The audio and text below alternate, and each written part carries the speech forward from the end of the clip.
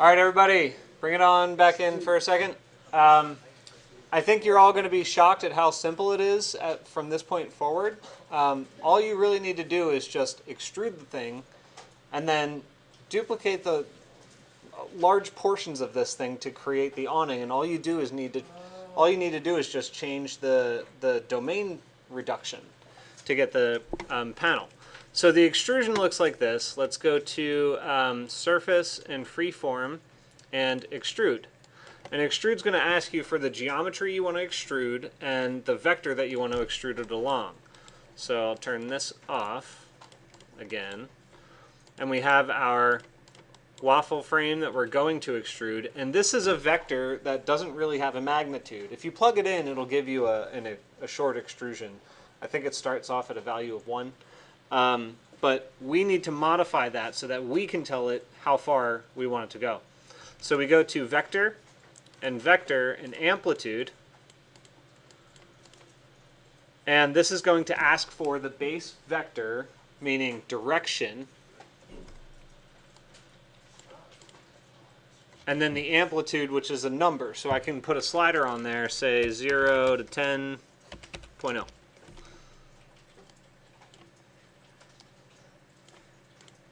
Then I'm going to plug my base geometry into Extrude and my vector into Extrude.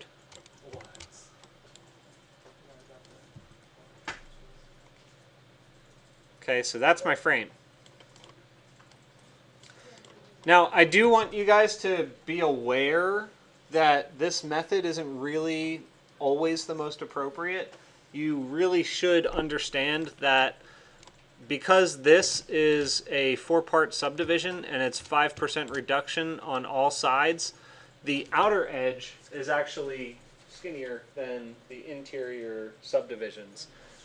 This is a simplified schematic model. If you're going to model something that needs to be exactly the same dimension all the way around, there are other ways of doing it, which I'll show you at some point. But right now it's not that important. So we have the extrusion here. The next step is to just modify a large chunk of this whole thing so that we can create another extrusion that follows similar principles but just has a different subdivision value or a different reduction value. So in reality, we can copy all of this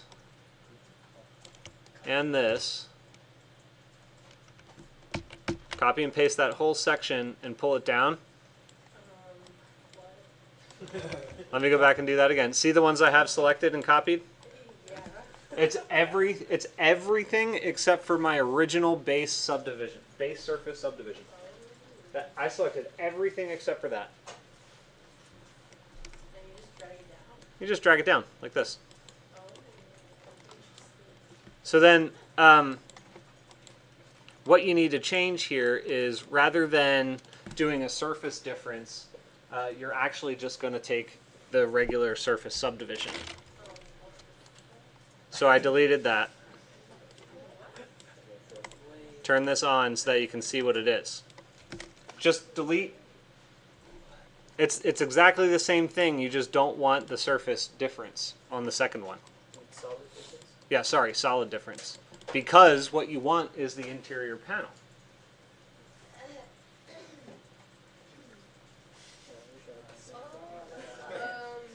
It's exactly the opposite of the top.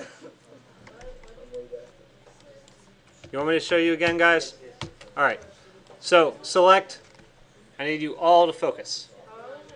Select everything. Everything up to, or everything after your first subdivision. That's all of this. Everything that happens to the right. Copy, paste. And then down here, this is no longer a subtractive exercise. All we want is that interior reduction of the panel, which happens after this and happens to be this. So I don't need this anymore. I just need this.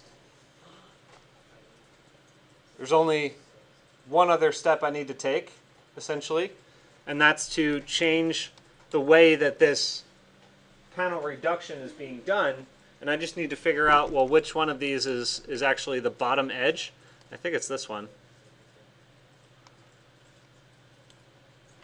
So you just pull that up to create your awning. I'll even this out at 0.9. And then plug it into extrude. Just like that.